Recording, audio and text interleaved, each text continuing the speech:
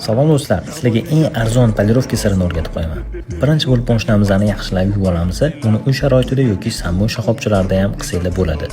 Gap spoti bilan bo'lish uchun gidrofob effektini bitta tekshirib beraman. Mashinamizda polirovka ham, keramika ham bo'lmagan. Shuning uchun suvni donachalari kuzovimizda qolib ketyapti.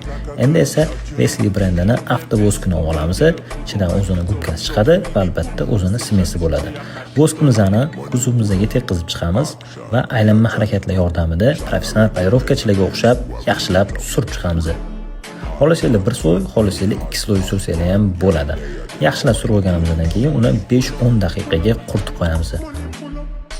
Endi esa qurib bo'lgan voskimizni yengil mikrofibralarga bitta yaxshilab artib chiqamiz. Artib bo'lganimizdan keyin natijasiga o'zingizlar bitta baho bermasanglar bo'lmaydi.